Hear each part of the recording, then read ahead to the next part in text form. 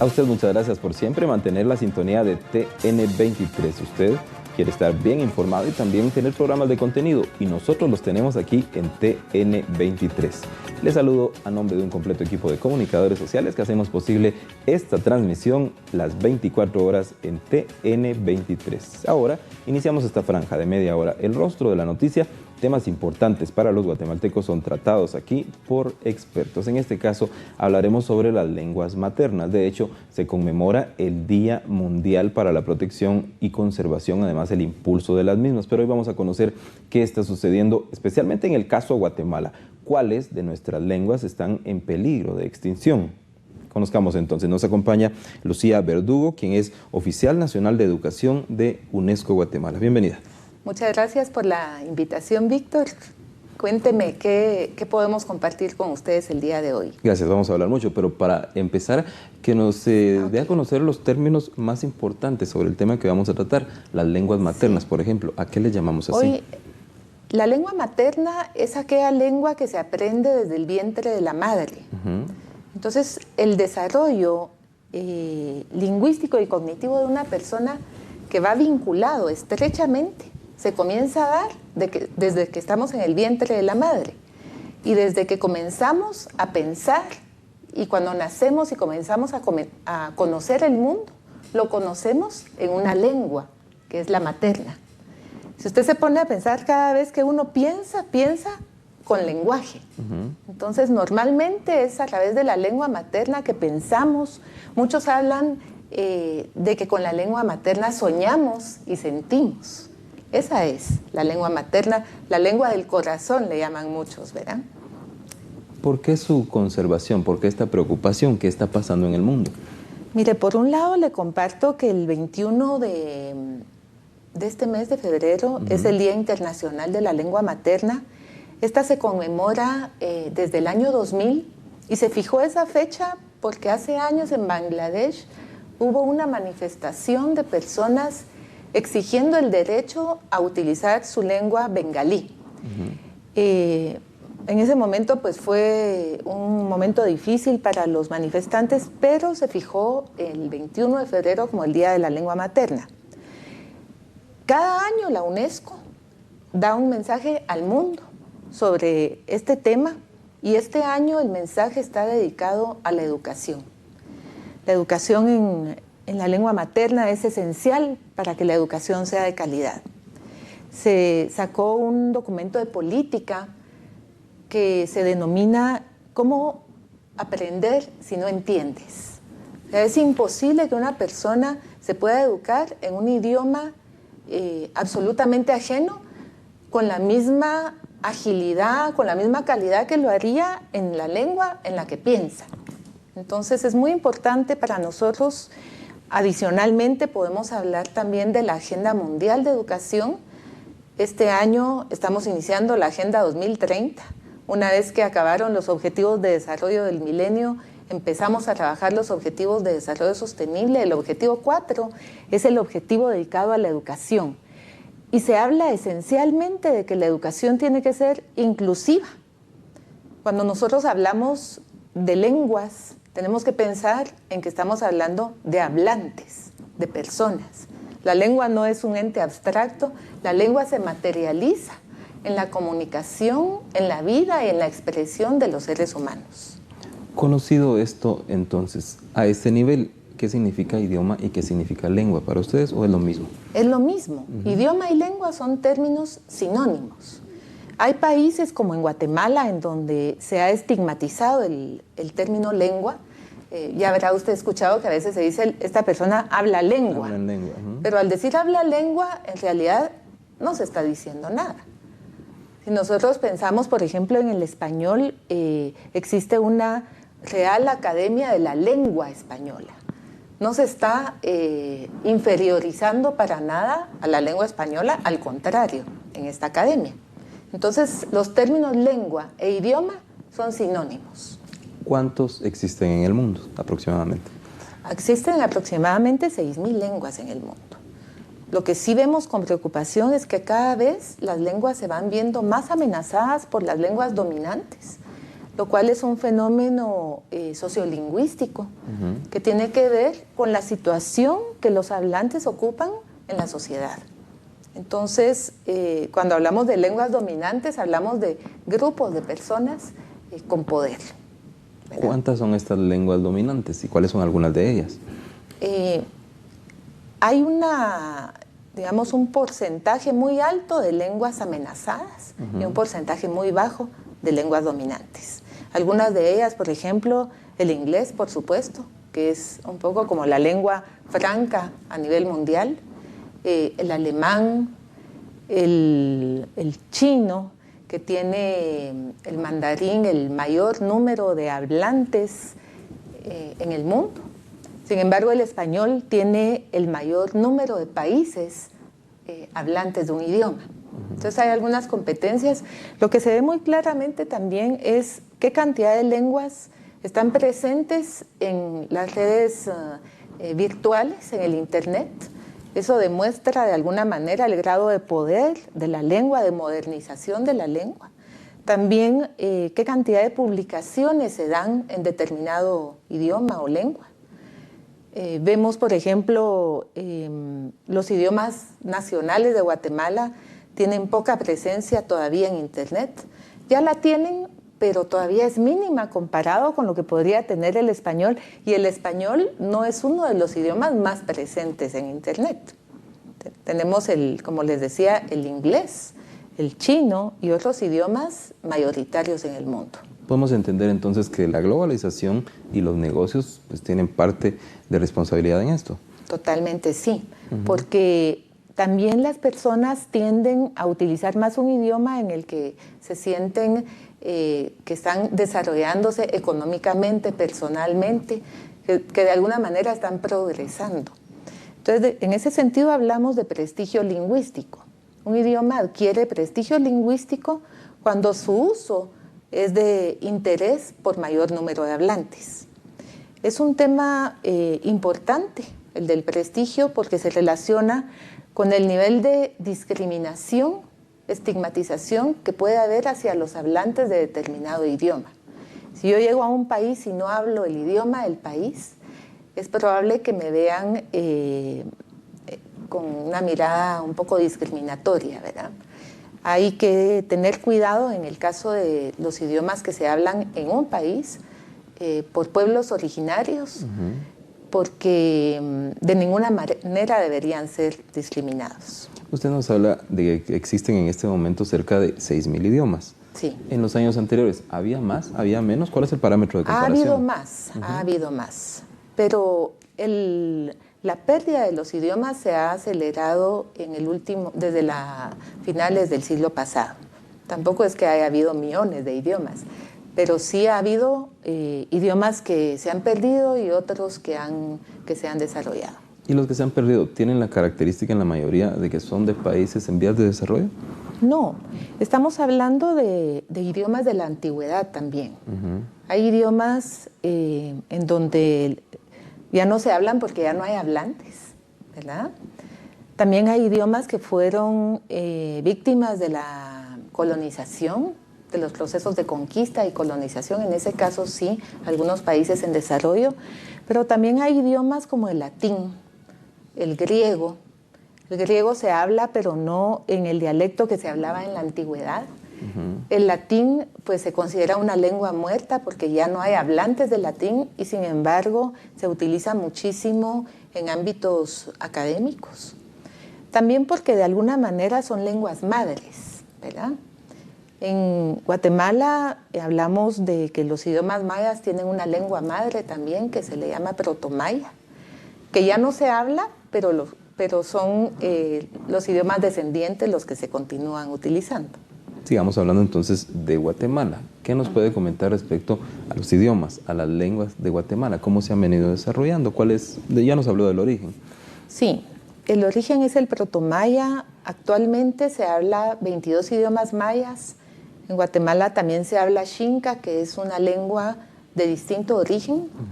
Y se habla garífuna, que es un idioma creol Es un idioma que se conformó más recientemente con bases de un idioma africano y la influencia del inglés, el francés y el español.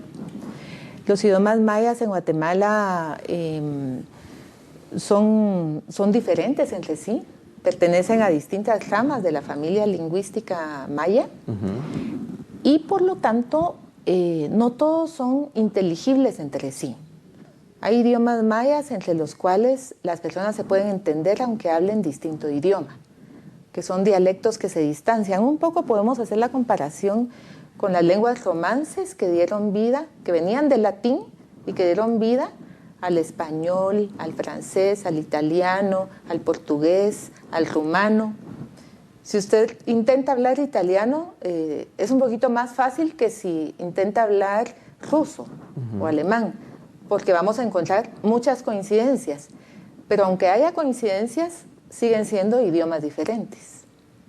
Eso es lo que pasa con los idiomas en Guatemala. Por ejemplo, el quiché y el cachiquel son idiomas de la misma rama. Las personas podrían entenderse haciendo un esfuerzo, pero ya tienen características, sobre todo una gramática y vocabulario diferenciados. Hay idiomas mayoritarios. A los que les llamamos mayoritarios son aquellos idiomas en los que tenemos mayor número de hablantes. Ya desde hace algunas décadas se ha hecho esta clasificación. Los idiomas mayoritarios son el quiché, el mam, el quechí y el cachiquel. Idiomas, en el caso del quiché, en donde hay aproximadamente 2 millones de hablantes, hasta el cachiquel, donde hay aproximadamente 500,000. Cada uno tiene distintos procesos de florecimiento y pérdida. También hay idiomas regionales, donde encontramos aproximadamente 200,000 hablantes. Y hay idiomas especiales, que son a los que consideramos amenazados, que podrían perderse, digamos, en las próximas décadas. De ello vamos a hablar cuando volvamos del corte, porque ahora entonces vamos con nuestros anunciantes y volvemos de inmediato entonces con este tema muy importante, el idioma, la lengua. Ahora volvemos.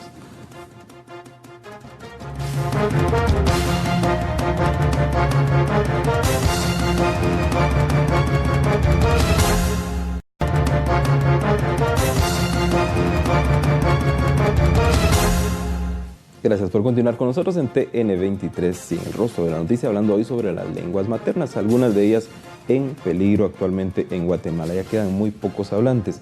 ¿Qué se puede hacer? ¿Qué se está haciendo? Pues lo seguimos conociendo con nuestra invitada Lucía Verdugo, oficial nacional de educación de la UNESCO. ¿Qué nos puede comentar sobre estos idiomas que están en peligro? Mire, hay idiomas que tienen pocos hablantes, hay idiomas aislados y hay idiomas que tienen procesos de pérdida intralingüístico, o sea que la misma lengua se va empobreciendo. Podríamos decir que el proceso de pérdida intralingüístico le sucede casi a todos los idiomas, y si no se da una modernización, puede ser que ya no se recupere. Es decir, si yo tengo un idioma mayoritario, por ejemplo el cachiquel, que tiene muchísimo contacto con el español porque está ubicado en unos departamentos en donde hay acceso, el idioma va perdiendo vocabulario porque se van adoptando palabras del español, que es la lengua oficial de Guatemala. Entonces, a eso le llamamos proceso de pérdida intralingüístico porque el idioma se empobrece.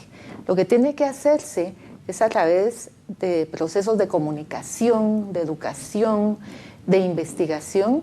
Se tiene que enriquecer con los aspectos que se exigen en la vida moderna a un idioma. Digamos, expresiones nuevas, vocabulario adecuado a las nuevas realidades. Porque acordémonos que un idioma cuenta con el vocabulario necesario para nombrar su realidad, ¿verdad? Dependiendo de cada contexto es que el idioma se desarrolla. El otro caso es el de los idiomas que están aislados. Estoy pensando en el chortí, que es un idioma que está en el lado de oriente de Guatemala, donde los idiomas vecinos ya no existen y ha quedado aislado del resto de pueblos indígenas Es un centro poblacional que sufre bastante los efectos del corredor seco y la pobreza. Y así hay varios aspectos que le afectan y que podrían, por ello, ir desplazando el idioma, siempre con la lengua dominante avanzando. Luego tenemos esos idiomas que tienen pocos hablantes. Los que están en un proceso más delicado, más peligroso, son el Xinca y el Itzá. El Xinca, como le mencionaba, tiene un origen distinto. Tiene muy pocos hablantes y entre los pocos hablantes, en algún momento que hicimos investigación sobre eso, pudimos encontrar a 8 personas entre las cuales había 2 dialectos distintos. Y había 2 señores que estaban peleando, entonces no se hablaban. El problema en esos casos es que si las personas mayores no continúan transmitiendo el idioma a las nuevas generaciones, pues el mismo se pierde, ¿verdad? En el caso de Xinca hay un grupo de docentes jóvenes, de maestros, que ya tienen algunos años de estar haciendo procesos de educación bilingüe y recuperando el idioma. Han solicitado ayuda de expertos para poder plantear su gramática, diccionarios, y han avanzado. Y esa es una manera de recuperación, ¿verdad? En el caso del Itzá, geográficamente está un poco aislado también, tiene muy pocos hablantes. En algunas ocasiones en que hemos invitado hablantes de Itzá a eventos, los que vienen son personas prácticamente ancianos, ¿verdad? Entonces hay pocos jóvenes hablándolo y deberían de participar estas personas más en los procesos educativos bilingües que se quieran impulsar, porque la mayoría de las personas de ese grupo étnico ya no hablan su idioma. Al decir esto, quiero decir que no quiere decir que ya no haya personas itzás, pero que ya no están practicando el idioma. Muchas veces por motivos históricos. Si uno ve en la historia de Guatemala, hubo a veces grupos que sufrieron más el proceso de conquista y se perdió también mucha población, y a veces también son procesos de defensa y de alguna manera nos escondemos en el otro idioma para no sufrir procesos discriminatorios o de violencia. Entonces, más o menos esa es la situación. Se hablaba de algunos números preocupantes. Se decía que de uno de los idiomas quedaban cerca de 20 personas hablantes. Sí. ¿Qué se puede esperar? Una cosa es lo que desearíamos y otra cosa es qué se puede esperar durante los siguientes días, los siguientes años. Mire, en Guatemala ya vimos morir un idioma en los años 70, 76, creo que fue cuando murió la última hablante de Chol. Usted se acordará de aquel lugar que queda cerca de Granados, en el camino de San Juan Zacatepeques hacia Rabinal. Ahí estaba la población Chol y no se hizo nada. Entonces quisiéramos que se hiciera un poco de conciencia y se hiciera algo para que los idiomas que están en peligro tengan la atención necesaria para no perderse. Lo que se tiene que pensar es que cada vez que se pierde un idioma, se pierde una manera particular de entender el mundo, de nombrarlo, una manera distinta y única de conocer, de comprender la realidad y a los seres humanos. Y se tiene que pensar que el multilingüismo es una característica humana, que muchas veces dicen que los idiomas son un problema o que no debería haber tantos idiomas, ¿para qué los vamos a enseñar? Y en realidad es una equivocación, porque el multilingüismo es una manifestación de humanidad. Si perdemos los idiomas, de alguna manera empezamos a deshumanizarlos. Entonces tenemos que ver un valor de manera profunda de lo que significa el multilingüismo para un país como el nuestro. ¿Cómo proteger un idioma? ¿Qué sugiere UNICEF? ¿Qué han hecho otros países? UNESCO. ¿Y existe en Guatemala entonces también alguna entidad que los proteja? En Guatemala existe la Academia de Lenguas Mayas, que tiene esta misión de impulsar una política, una planificación lingüística. En una planificación lingüística debería existir acciones dirigidas a la preservación de los idiomas, ¿verdad? Estas acciones podrían ser el promover la transmisión intergeneracional, como decía, de abuelos a padres, la recuperación a través de la educación. Para que esto se dé, debe ser de manera adecuada, ¿verdad? No es fácil cuando tenemos idiomas como el Xinca o el Itzá, que están en un momento muy difícil, ya con muy pocos hablantes. Habría que ir a visitarlos y ver si en realidad las personas de mediana edad no tienen una comprensión pasiva del idioma, que muchas veces se pueden impulsar procesos de recuperación si hay personas adultas que, aunque no lo hablen, lo entiendan, que es lo que sucede en muchas familias en Guatemala. A los niños se les habla en el idioma indígena, pero los niños responden en español, porque ya van a la escuela, entonces ya están con el contacto social. Hay necesidad de grabar los idiomas, de preservarlos, aunque ese sea un enfoque un poco más museológico, pero si vemos que realmente está en un proceso de pérdida fuerte, es importante hacerlo, ¿verdad? Es un poco como preservar el patrimonio lingüístico. ¿Cree que los jóvenes en este momento están optando por hablar solo en español, aquellos que son de las comunidades en donde tienen sus lenguas maternas? ¿Por qué razón? Fíjese que eso es algo que solemos pensar, pero en Guatemala no es así. Guatemala es el país de Latinoamérica con mayor monolingüismo en idiomas indígenas. Los otros países que sabemos son como Guatemala, con un porcentaje alto de población indígena, han avanzado más en el proceso de bilingüismo. En Guatemala todavía hay, no sé datos exactos, pero hay un alto porcentaje de población monolingüe joven. No creamos que ya los jóvenes no hablan los idiomas mayas, sí los, y especialmente los hablan las mujeres, las niñas, las jóvenes. ¿Y qué está pasando con la educación si no se está impartiendo una educación bilingüe cuando tenemos un alto porcentaje de niñez y juventud monolingüe, ¿verdad?